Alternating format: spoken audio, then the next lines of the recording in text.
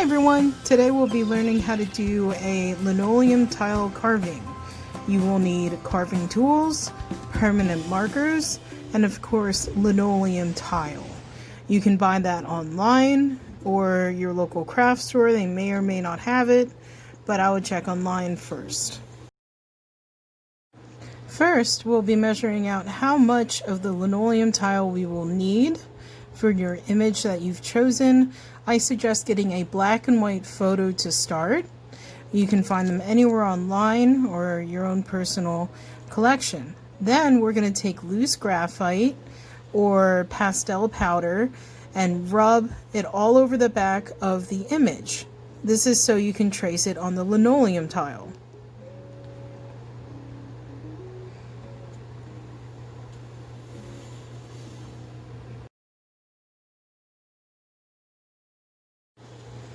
I will be taping it down soon, but use a ballpoint pen to do the tracing.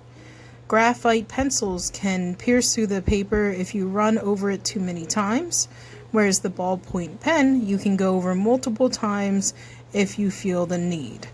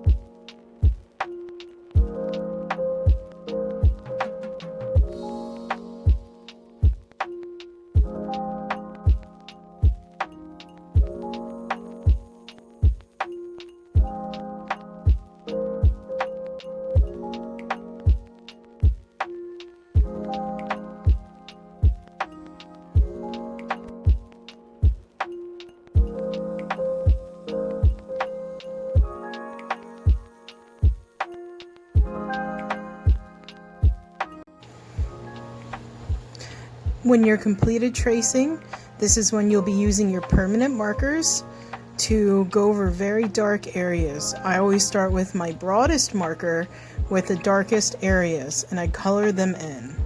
I always look back to my reference photo to make sure I'm putting dark shadows in where they belong.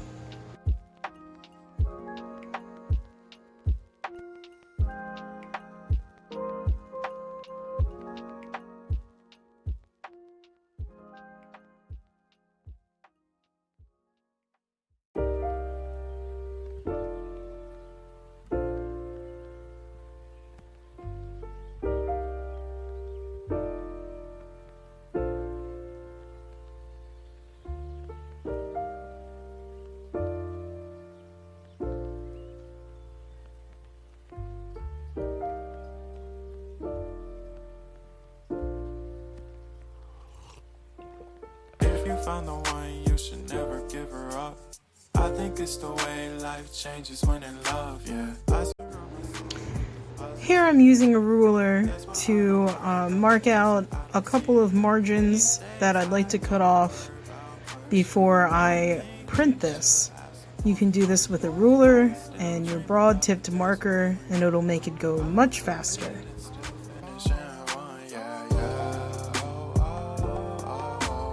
Memory lane isn't that too far away from our hearts, yeah.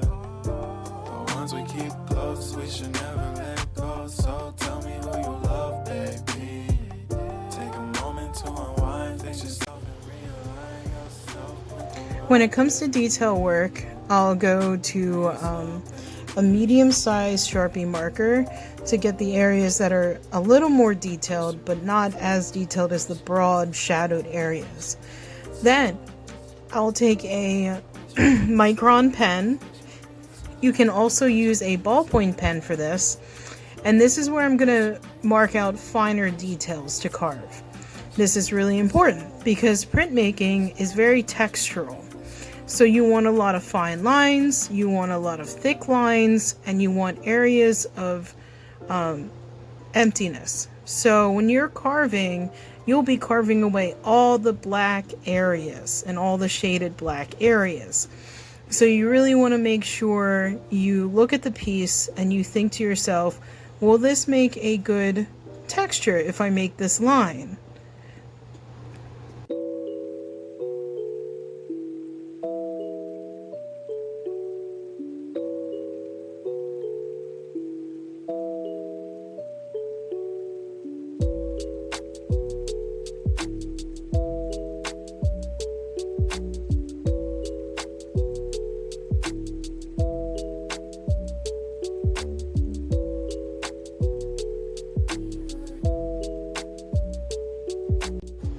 I will now be using a white gel pen to put in more areas to add more texture.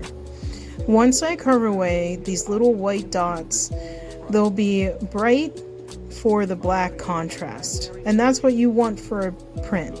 You want there to be a strong sense of light and shadow.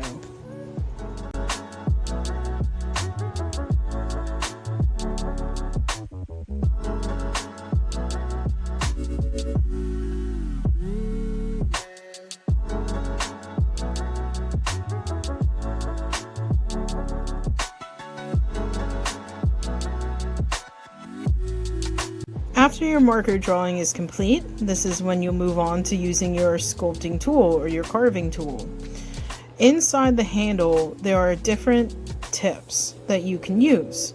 Be very careful handling these. These are extremely sharp.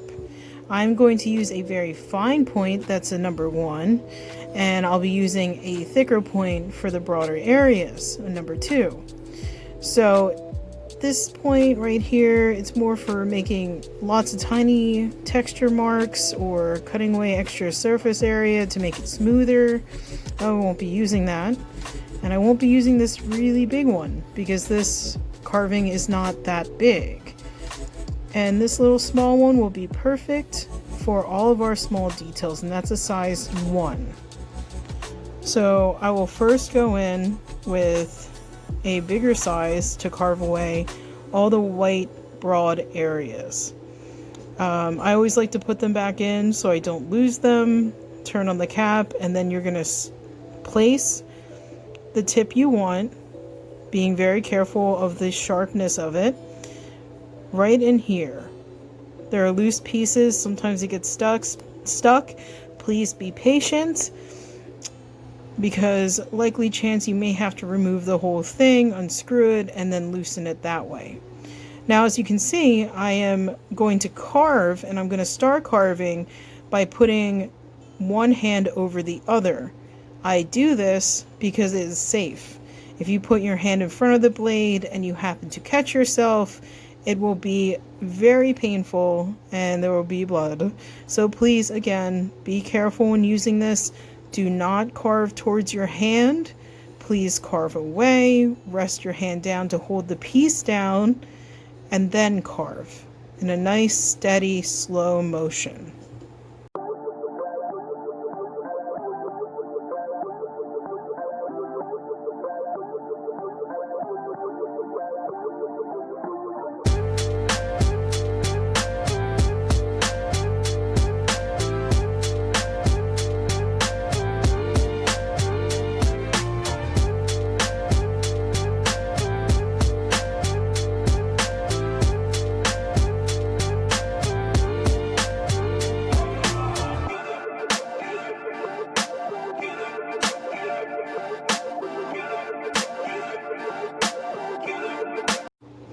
also use the finer tip to define edges. So when you're carving, it'll catch the edge instead of slipping and possibly putting a line somewhere you don't want. That's something to take note of if you really want things to look a certain way. But the beauty of linoleum carving are the lines that happen by mistake.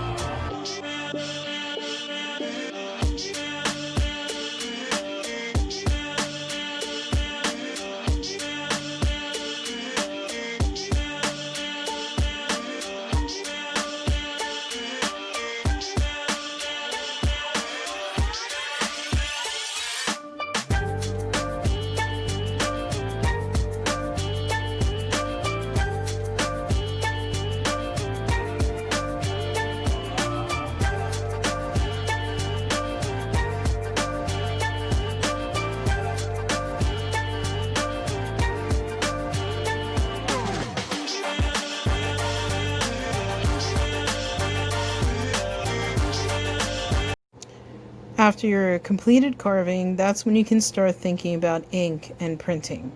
This is the end of video 1, which is preparing your surface and learning how to use your tools and carving. Thank you so much, and I'll see you in the next video.